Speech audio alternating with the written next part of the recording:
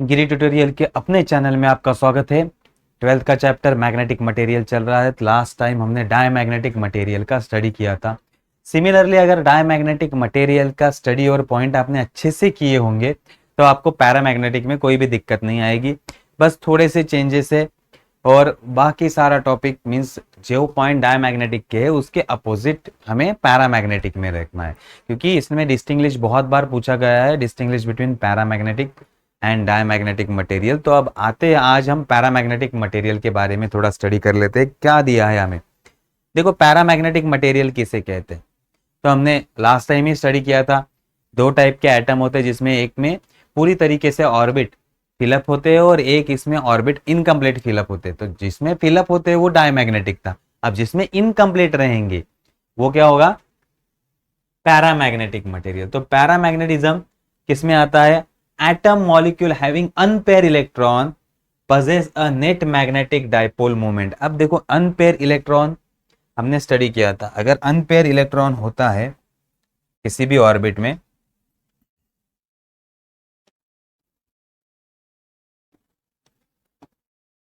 ये फिलअप, ये unpair unpair, तो जो भी मैग्नेटिक डाइपोल मोमेंट होगा वो किसकी वजह से होगा, because of unpaired electron. Because of unpaired electron, तो जो भी net magnetic dipole moment create हो रहा है वो किसकी वजह से क्रिएट हो रहा है, अनपेयर इलेक्ट्रॉन की वजह से। This dipole moment are randomly oriented, the resultant magnetic dipole moment of material is zero. अब देखो ऐसे सारे मैग्नेटिक डाइपोल में हर एक एटम क्या करेगा, अपना मैग्नेटिक डाइपोल मोमेंट क्रिएट करेगा। अब अगर हम डायग्राम से देखें कि ये जो मैग्नेटिक डाइपोल मोमेंट जो क्रिएट किए हैं मटेरियल में, हर एक एटम का डाइपोल मोमेंट, ये एक एटम, ये एक एटम, ये सारे रैंडमली अलाइन होते हैं। ये क्या होता है, रैंडमली अलाइन होते हैं। अब ये रैंडमली अलाइन है तो एक अपवर्ड जा रहा है, एक डाउनवर्ड जा रहा है, एक लेफ्ट जा रहा है, एक राइट जा रहा है। तो अगर हम इन सबका टोटल करते हैं तो टोटल मैग्नेटिक डाइपोल मोमेंट कितना मिलेगा, नेट मैग्नेटिक डाइपोल मोमेंट या resultant magnetic dipole moment is zero. तो देखो यहां रिजल्टेंट मैग्नेटिक मोमेंट जीरो है इनिशियली।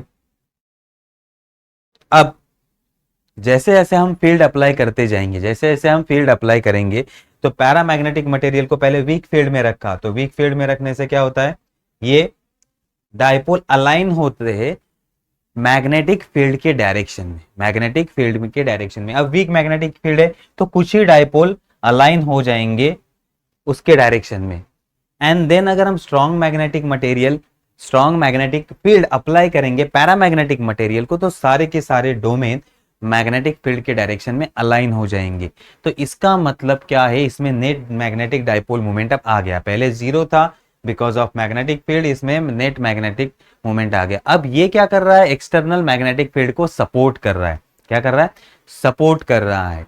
मींस अब ये मैग्नेटिक फील्ड में रिपेल नहीं होगा, ये अब अट्रैक्ट होने वाला मटेरियल। डायमैग्नेटिक मटेरियल रिपेल वाला था, अब ये सपोर्ट कर रहा है मैग्नेटिक मूवमेंट को, इसलिए या मैग्नेटिक फील्ड को ये सपोर्ट कर रहा है, ये अट्रैक्ट करने वाला मटेरियल है।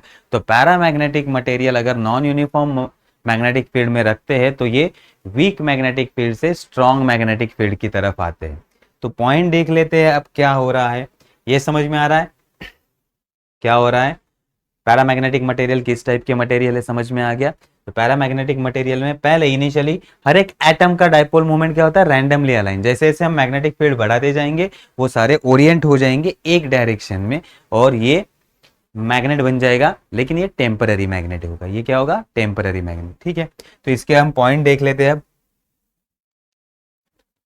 सो when paramagnetic material are place in sufficiently strong external magnetic field at low temperature, temperature low होना चाहिए। टेम्परेचर लो क्यों होना चाहिए, अगर टेम्परेचर हाई होगा तो एटम वाइब्रेट करेंगे और वाइब्रेट करेंगे तो उसका जो अलाइनमेंट है वो बिगड़ जाएगा और हाई टेम्परेचर पे ये पैरामैग्नेटिक प्रॉपर्टी शो नहीं करता, या डाइपोल मोमेंट फिर रैंडमली अलाइन हो जाते हैं। तो टेम्परेचर लो होगा उतना अच्छा होता है। ठीक है, so when paramagnetic material are placed in a sufficiently strong external magnetic field at low temperature, most of the magnetic dipole moment align themselves in the direction of external magnetic field।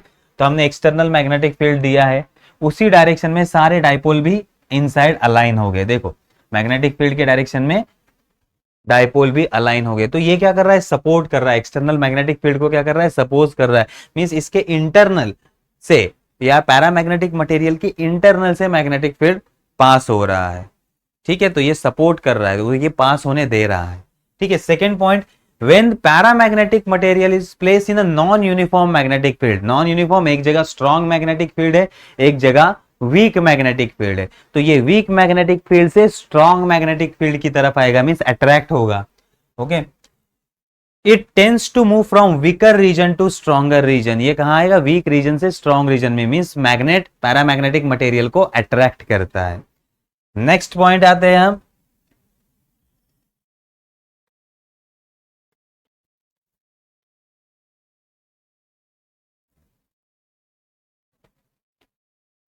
so this material are strongly attracted by the magnetic field। Magnetic field में ये strongly attract होते हैं। Next point, when a paramagnetic liquid is placed in a U shaped tube। अब देखो, अगर paramagnetic material को हमने you shape tube में रख दिया,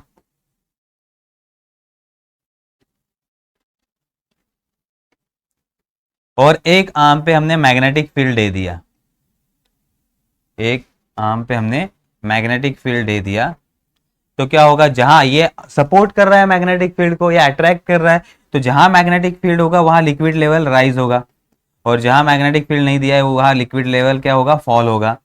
तो when a paramagnetic liquid is a place in a U shape tube, magnet is kept close to one arm, liquid rise into the arm.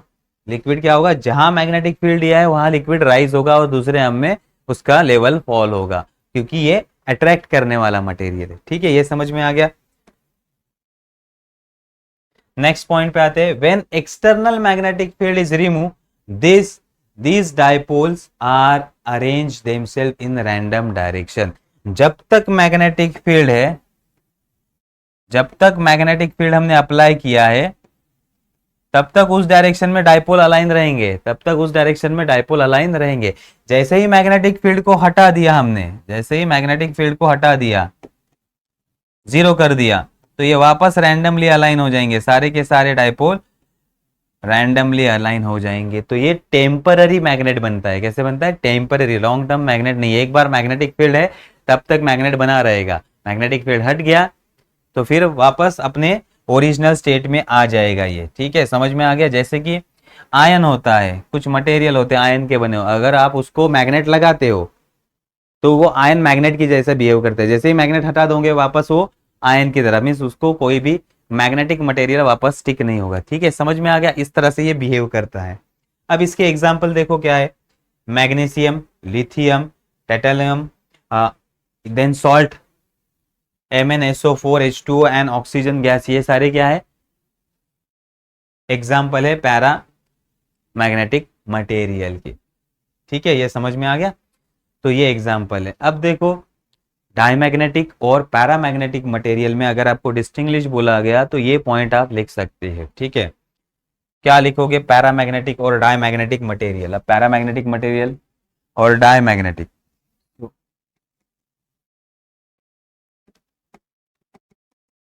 Material और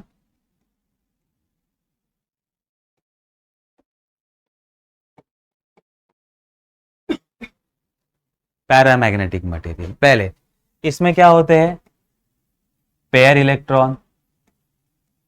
ये जो मटेरियल होता है उसमें पेयर इलेक्ट्रॉन होते हैं, और इसमें जो मैग्नेटिक मूवमेंट होता है वो किसकी वजह से होता है? अनपेयर इलेक्ट्रॉन से।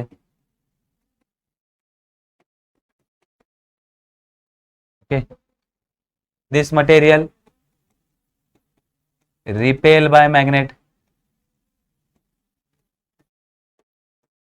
ये attract by magnet, attract by magnet, magnet attract करता है इस मटेरियल को। थर्ड पॉइंट, अगर नॉन यूनिफॉर्म मैग्नेटिक फील्ड है, for non uniform magnetic field,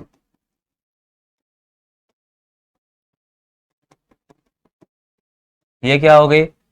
stronger, stronger field से कहा जाएंगे? वीक फील्ड की तरफ रिपेल होते हैं ना। और in non uniform field,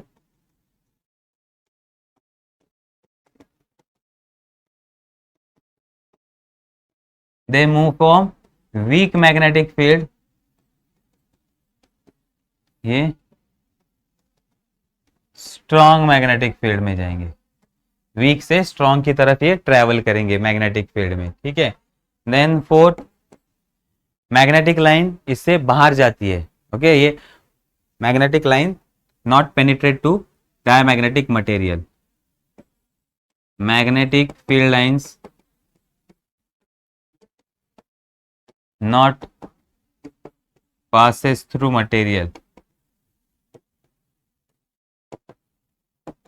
material से मैग्नेटिक लाइन पास नहीं होती, यहां magnetic lines passes through material. Then अगर ससेप्टिबिलिटी की बात करते हैं, हमने ससेप्टिबिलिटी की बात नहीं किया, इसका ससेप्टिबिलिटी होता है, ससेप्टिबिलिटी निगेटिव होता है, ससेप्टिबिलिटी निगेटिव, और इसका ससेप्टिबिलिटी जो होता है वो पॉजिटिव होता है, क्योंकि ये सपोर्ट करता है, पॉजिटिव एंड स्मॉल।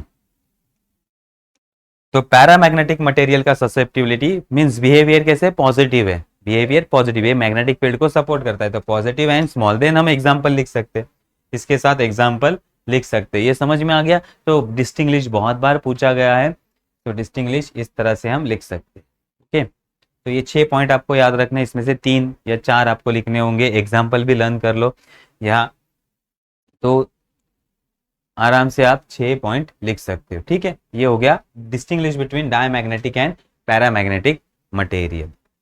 नेक्स्ट हम आते हैं कि पैरामैग्नेटिक मटेरियल जब मैग्नेटाइज हो रहा है, उसके ये मैग्नेटाइज, स्ट्रॉन्ग मैग्नेटाइज होगा, वीक मैग्नेटाइज होगा, ये किस पे डिपेंड करेगा, okay. So magnetization in a paramagnetic material, सिर्फ पैरामैग्नेटिक मटेरियल के लिए, तो जो भी पैरामैग्नेटिक मटेरियल मैग्नेटाइज हो रहा है वो डिपेंड करता है 2 फैक्टर पे, एक है external magnetic field is directly proportional to external or applied magnetic field and it is inversely proportional to temperature of material। तो अगर पैरामैग्नेटिक मटेरियल मैग्नेटाइज हो रहा है मींस उसके सारे मैग्नेटिक डाइपोल मूवमेंट एक डायरेक्शन में अलाइन हो रहे, मैग्नेटिक डाइपोल मूवमेंट क्या कर रहे, एक डायरेक्शन में अलाइन हो रहे, तो उसके लिए रिस्पॉन्सिबल क्या है, एक तो मैग्नेटिक फील्ड, अगर मैग्नेटिक फील्ड स्ट्रांग होगा तो ये सारे डाइपोल अलाइन हो जाएंगे एक डायरेक्शन में, और दूसरा इनवर्सली प्रोपोर्शनल टू टेम्परेचर, अगर टेम्परेचर बढ़ने लगा तो ये वापस रैंडमली ओरिएंटेड हो जाएंगे, क्योंकि टेम्परेचर की थर्मल एजिटेशन की वजह से, थर्मल एनर्जी की वजह से ये वाइब्रेट करेंगे और उसकी वजह से ये रैंडमली अलाइंड हो जाएंगे, ठीक है। तो ये याद रखो कि मैग्नेटाइजेशन, अगर पैरामैग्नेटिक मटेरियल मैग्नेटाइज हो रहा है या मैग्नेट बन रहा है तो उसके लिए मैग्नेटिक फील्ड स्ट्रांग चाहिए और टेम्परेचर कम चाहिए। तो magnetization is directly proportional to B and inversely proportional to T. अब ये जो लॉ बनाया इस पे रिसर्च किया था पेरी क्यूरी ने, किसने रिसर्च किया था, पेरी क्यूरी ने, इसलिए यहां जो प्रोपोर्शनलिटी कांस्टेंट आता है that is C Curie constant, उसे क्या कहा जाता है, Curie constant. So C is a proportionality constant. Then अगर हम बी का बात करें, बी की वैल्यू हमने स्टडी की, B is equal to mu 0h, formula में स्टडी किया था, b is equal to mu 0h, क्योंकि ये हमारा लास्ट वाला जो डेरिवेशन है उसमें ये फॉर्मूला है, तो b की जगह हमने पुट कर दिया म्यू 0h, तो हमारा फॉर्मूला अब क्या बन गया, m is equal to C mu 0h by T. अब हम h को इस तरफ लेके आएंगे, देखो h को इस तरफ लेके आए तो हमारा फॉर्मूला बन गया अब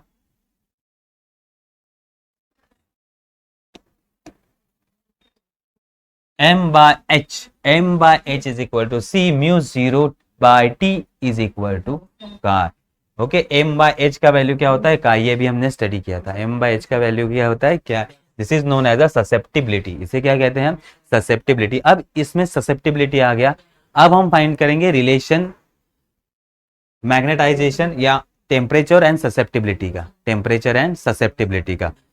तो अब देखो ससेप्टिबिलिटी क्या होती है, म्यू आर माइनस 1 या C mu 0 by T, mu 0 by T. अगर हम ये रिलेशन ले लें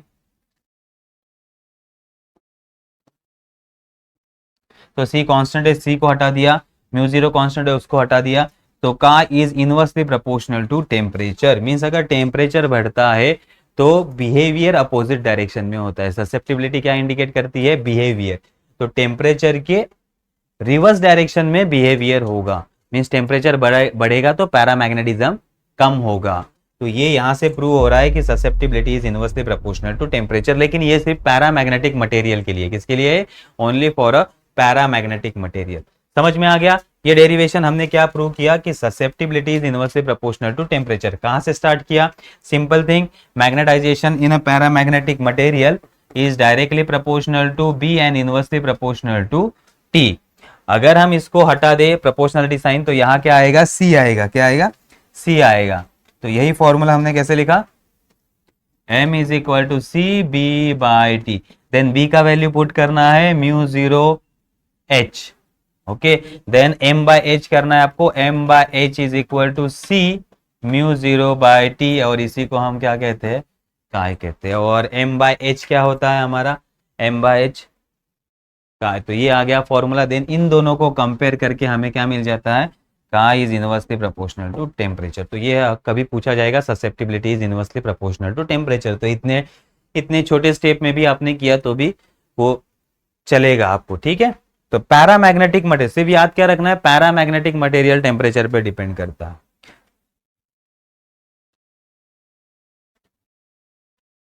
तो ये इक्वेशन सिर्फ पैरामैग्नेटिक मटेरियल के लिए, ठीक है। नेक्स्ट आते हैं अब पैरामैग्नेटिक मटेरियल की तरह एक और मटेरियल है जिसे कहा जाता है ferromagnetic material.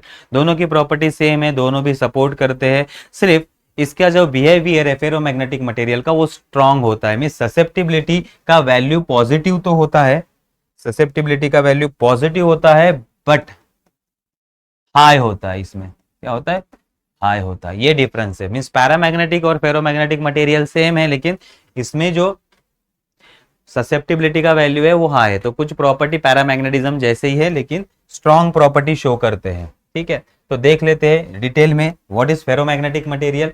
Atom molecules of ferromagnetic material possess magnetic moments similar to those in a paramagnetic material। तो ये सिमिलर है पैरामैग्नेटिक मटेरियल की तरह, ठीक है। Atom and molecules of a ferromagnetic material possess the magnetic moment. तो atom और molecule के पास मैग्नेटिक मोमेंट है, किसके जैसा है? पैरामैग्नेटिक मटेरियल जैसा। लेकिन such substance exhibit strong magnetic property. Ferromagnetic material के पास पैरामैग्नेटिक मटेरियल से भी स्ट्रॉन्ग मैग्नेटिक प्रॉपर्टी होती है। ओके, तो इसको उसके जो एग्जांपल है वो है आयन, कोबाल्ट, निकेल। ये मेटल आपने सुने होंगे। तो जो स्ट्रॉन्ग प्रॉपर्टी एग्जिबिट करते हैं, स्ट्रॉन्ग प्रॉपर्टी जिनके पास होता है, ऐसा मटेरियल कौन से? Ion, cobalt and nickel. अब अगर फेरोमैग्नेटिक थ्योरी को एक्सप्लेन करना है तो उसके लिए थोड़ा सा अलग कंसेप्ट अप्लाई किया गया है यहाँ, कि यहाँ एक एक इंडिविजुअल मॉलिक्यूल रैंडमली अलाइन नहीं होता। तो यहाँ मॉलिक्यूल अपना ग्रुप बनाते हैं। मॉलिक्यूल अपना क्या करते हैं? ग्रुप बनाते हैं, और उस ग्रुप को डोमेन कहते हैं। इसलिए फेरोमैग्नेटिक को एक्सप्लेन करने के लिए डोमेन थ्योरी की जरूरत पड़ती है। किसकी? डोमेन थ्योरी के। तो आते हैं व्हाट इज डोमेन, और डोमेन थ्योरी स्टडी करते हैं।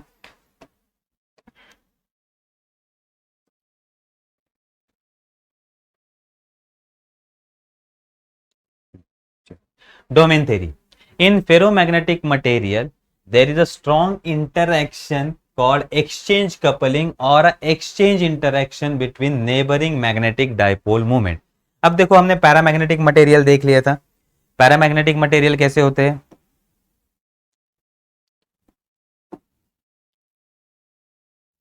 ये पैरामैग्नेटिक मटेरियल है, तो सारे के सारे डाइपोल क्या होते हैं? रैंडमली अलाइन होते हैं। इस तरह से रैंडमली अलाइन होते हैं। अब क्या करते हैं यहां, जिनका डायपोल सिमिलर है, जिनका डायपोल मोमेंट एक ही डायरेक्शन में है, तो फेरोमैग्नेटिक मटेरियल क्या होता है? उनको इकट्ठा करके स्ट्रॉन्ग बॉन्ड बना लेता है, या स्ट्रॉन्ग कपलिंग उनके अंदर आ जाता है। वो एक दूसरे को स्ट्रांगली कपल कर देते हैं, या अट्रैक्ट कर देते हैं, या बॉन्ड फॉर्म कर देते हैं। तो क्या हो जाता है? ये सारे एक डायरेक्शन वाले जो है डायपोल मोमेंट, वो अपना ग्रुप बना लेंगे। वो क्या बना लेंगे? अपना ग्रुप बना लेंगे। कैसे बनाएंगे? तो उसमें स्ट्रॉन्ग इंटरेक्शन होगा, स्ट्रॉन्ग कपलिंग बॉन्ड होगा। तो क्या कहा है इन्हें? In ferromagnetic material there is a strong interaction. इन दोनों, इन चारों में, एक डायरेक्शन में तो इनमें सब में एक स्ट्रॉन्ग इंटरेक्शन होगा। उस इंटरेक्शन को क्या कहेंगे हम? नेबरिंग, उसको कहेंगे एक्सचेंज कपलिंग और एक्सचेंज इंटरेक्शन। तो नेबर वाले के साथ इसका कपलिंग, उसकी वजह से क्या होता है, तो due to this interaction small region forms, इसकी वजह से क्या होता है, छोटे छोटे रीजन फॉर्म हो जाते हैं। मीन्स अब अगर इन्होंने इंटरेक्शन कर लिया, अपने अपने ग्रुप बना लिए, तो क्या हो जाएगा, अब यहां ग्रुप बनेंगे, इनके ग्रुप बनेंगे। मीन्स यहां एक डायरेक्शन में जाने वाले ये मैग्नेटिक डायपोल, इनका एक ग्रुप बन गया, ठीक है, स्ट्रॉन्ग इंटरेक्शन की वजह से। यहां एक दूसरा ग्रुप बन गया, ये तीसरा ग्रुप बन गया, यहां एक चौथा ग्रुप बन गया, यहां जिनके डायपोल मोमेंट एक डायरेक्शन में, ठीक है, ऐसे ये ग्रुप बनाएंगे, ठीक है, इस तरह से ये ग्रुप बना लेंगे। तो ड्यू टू दिस इंटरेक्शन, तो इन सब में इंटरेक्शन है, उनका एक ग्रुप बन गया, इन सब में इंटरेक्शन है, उनका एक ग्रुप बन गया, ऐसे वो ग्रुप बना लेंगे। So due to this interaction small region is form, so magnetic movement in same direction, जो जिनके मैग्नेटिक मूवमेंट सेम डायरेक्शन में है, ऐसे मैग्नेटिक डायपोल मूवमेंट का ग्रुप बनता जाएगा, और इस ग्रुप को हम डोमेन कहते हैं। तो ये जो ग्रुप बन गए, इनको क्या कहते हैं हम, डोमेन। अब देखो सबका मैग्नेटिक डायपोल मूवमेंट एक ही डायरेक्शन में है, तो सब डायपोल मूवमेंट दिखाने की जरूरत नहीं है, इसकी जगह हम एक ही डायपोल मूवमेंट दिखा सकते हैं। इसकी जगह हम क्या दिखा सकते हैं, एक ही डायपोल मूवमेंट। तो इसको मैं हटा दूंगा, इसको हटा दूंगा, और इसकी जगह में एक ही, अब आपको इससे पता चल जाएगा, चलो सारे डायपोल मोमेंट ऊपर वाले डायरेक्शन है, जितने भी एटम है, इसकी जगह में एक और, तो अब यहां इतने सारे डायपोल मोमेंट दिखाने की जगह में एक ड्रॉ करूंगा, यहां एक ड्रॉ करूंगा, यहां एक ड्रॉ करूंगा, यहां एक ड्रॉ करूंगा। तो इस एक सिंगल एक्सिस से या एक सिंगल एरो से मुझे पता चल जाएगा कि डायपोल का डायरेक्शन क्या है, या डायपोल मोमेंट का डायरेक्शन क्या है। तो सारे डायपोल मोमेंट ड्रॉ करने की जरूरत नहीं होती। So common direction of magnetic movement, ये कॉमन डायरेक्शन है, रेड कलर से जो दिखाया है वो है कॉमन डायरेक्शन। तो ये कॉमन डायरेक्शन को क्या कहा जाता है, डोमेन एक्सिस। इसे क्या कहा जाता है, डोमेन एक्सिस। अब जो ये डोमेन बन गया है, अब ये डोमेन बन गया, इसका साइज कितना होता है, तो इसका साइज एमएम में, फ्रैक्शन ऑफ एमएम में होता है। Fraction of mm means 10⁻⁻6 to 10⁻⁻4 metre इसका साइज होता है। कितना, 10⁻⁻6 टू 10⁻⁻4 मीटर, इतना छोटा है होता है। और इसमें कितने एटम्स होते हैं, इसमें 10⁻10 टू 10⁻17 एटम एक डोमेन में हो सकते हैं। 10⁻10 टू 10⁻17 एटम एक डोमेन में हो सकते हैं, ठीक है। अब ये डोमेन को सेपरेट करने वाली जो बाउंड्री है, ये जो बाउंड्री है, इसे कहा जाता है डोमेन वॉल। इसे क्या कहा जाता है, डोमेन वॉल, ठीक है। तो अब वापस एक बार इसको डायग्राम से अच्छी तरीके से देख लेते हैं। अब देखो, तो अब यहां पहले जो ग्रुप बने हैं, यहां जो डोमेन है उनका डायरेक्शन सिंगल डायरेक्शन, तो इसे कहा जाएगा डोमेन एक्सिस। ये डोमेन एक्सिस, ये डोमेन एक्सिस, यहाँ के सारे डोमेन नीचे के डायरेक्शन में होंगे, यहाँ के सारे डोमेन इस क्रॉस डायरेक्शन में होंगे, तो इसे क्या कहा जाएगा, डोमेन एक्सिस। और ये जो है पूरा ग्रुप, ये जो पूरा है, इसे क्या कहा जाएगा, डोमेन। ऐसे बहुत सारे डोमेन यहाँ है, और डोमेन में जो एरो दिखा है उसे कहा जाता है डोमेन एक्सिस। तो यहाँ सारे मैग्नेटिक मूवमेंट एक डायरेक्शन में अलाइन है, वो डायरेक्शन दिखाने का काम कौन करता है, डोमेन एक्सिस। देन ये जो बाउंड्री फॉर्म हुई है, ये जो बाउंड्री फॉर्म हुई है, उस बाउंड्री को क्या कहते हैं, देखो डोमेन को सेपरेट करने वाली जो बाउंड्री है उसे कहा जाता है डोमेन वॉल। उसे क्या कहा जाता है, डोमेन वॉल। तो ये है हमारी डोमेन थ्योरी। ये क्या है, डोमेन थ्योरी। अब ये एक्सटर्नल मैग्नेटिक फील्ड में बिहेव कैसे करेगा, अगर फेरोमैग्नेटिक मटेरियल को एक्सटर्नल मैग्नेटिक फील्ड में रख दिया तो ये बिहेव कैसे करेगा, ठीक है। तो देखो फेरोमैग्नेटिक मटेरियल पहले इस तरह से था, जिसमें डोमेन फॉर्म हुए थे, जिसमें क्या थे, डोमेन थे।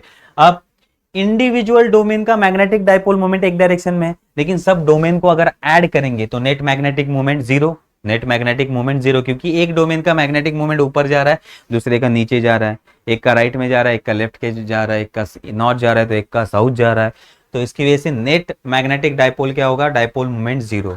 अब जब हम इस मटेरियल को मैग्नेटिक फील्ड में रखते हैं, एक्सटर्नल मैग्नेटिक फील्ड में, तो ये पैरामैग्नेटिक मटेरियल जैसा है, लेकिन इसके पास स्ट्रॉन्ग प्रॉपर्टी है। तो धीरे धीरे सारे डोमेन क्या हो जाते हैं, एक डायरेक्शन में अलाइन होना स्टार्ट कर देते। डोमेन एक डायरेक्शन में अलाइन करना स्टार्ट कर देंगे, मींस धीरे धीरे कुछ डोमेन तो धीरे धीरे अब जैसे ही मैग्नेटिक फील्ड हमने अप्लाई कर दिया तो कुछ डोमेन का डायरेक्शन अब बदलना स्टार्ट हो जाएगा। तो बहुत सारे डोमेन ऐसे आ जाएंगे और रिमेनिंग थोड़े से डोमेन रहेंगे जिसका डायरेक्शन अलग अलग होगा। ठीक है, तो डोमेन धीरे धीरे धीरे अलाइन होना स्टार्ट कर देंगे। ठीक है, ये जो डोमेन अलाइन हो रहे हैं, ये जो डोमेन अलाइन हो रहे हैं उस प्रोसेस को कहते हैं डोमेन फ्लिपिंग। से क्या कहते हैं हम? डोमेन फ्लिपिंग कहते हैं। मींस डोमेन इस तरह से था, अब ये फ्लिप हो गया। क्या हो गया? फ्लिप हो गया। तो डोमेन को, दिस प्रोसेस को क्या कहते हैं? फ्लिपिंग कहते हैं। सो डोमेन फ्लिपिंग की वजह से डोमेन फ्लिप हो जाएगा और मैग्नेटिक फील्ड के डायरेक्शन में अलाइन हो जाएगा और सारे के सारे डोमेन एक साथ आ जाएंगे और एक ही डायरेक्शन में जाएंगे। इससे मैग्नेटिक प्रॉपर्टी फेरोमैग्नेटिक मटेरियल में आ जाएगी। अगर हम एक्सटर्नल मैग्नेटिक फील्ड को रिमूव करते, अगर हम एक्सटर्नल मैग्नेटिक फील्ड को रिमूव करते, अब इसको रिमूव कर दिया हमने, ठीक है, अब हमने रिमूव कर दिया, फिर भी फेरोमैग्नेटिक मटेरियल अपनी प्रॉपर्टी नहीं छोड़ता, ये मैग्नेट बना रहेगा, ये रिटेन करके रखेगा मैग्नेटिज्म को। तो ये परमानेंट मैग्नेट बनाने के काम आता है। ये क्या होता है? परमानेंट मैग्नेट बनाने के काम आता है। अगर एक्सटर्नल मैग्नेटिक फील्ड को हमने वैनिश भी कर दिया फिर भी, ठीक है, तो ये परमानेंट मैग्नेटिक फील्ड बनता, मैग्नेट बनाने के लिए काम आता है। ठीक है, समझ में आ गया? तो फेरोमैग्नेटिक मटेरियल, अब इसकी जो ससेप्टिबिलिटी होती है, इसकी ससेप्टिबिलिटी पॉजिटिव होती है और इसका वैल्यू बहुत हाई होता है क्योंकि ये स्ट्रॉन्ग मैग्नेटिक प्रॉपर्टी को एग्जिबिट करती है, स्ट्रॉन्ग मैग्नेटिक प्रॉपर्टी इसके पास होती है। तो समझ में आ गया? तो ये डोमेन थ्योरी से एक्सप्लेन करना है कि इसके पास डोमेन्स होते हैं। डोमेन क्या होता है? डोमेन ये ग्रुप होता है जिसके डायपोल मोमेंट में कपलिंग का एक ग्रुप बनता है। डायपोल मोमेंट के कपलिंग का, मैग्नेटिक डायपोल मोमेंट के कपलिंग की वजह से एक ग्रुप बनता है, उस ग्रुप को डोमेन कहा जाता है। डोमेन का साइज हमने एमएम में लिखा था। देन इसमें 10⁻10 to 10⁻17 आइटम होते हैं। इसकी बाउंड्री को हम क्या कहते हैं?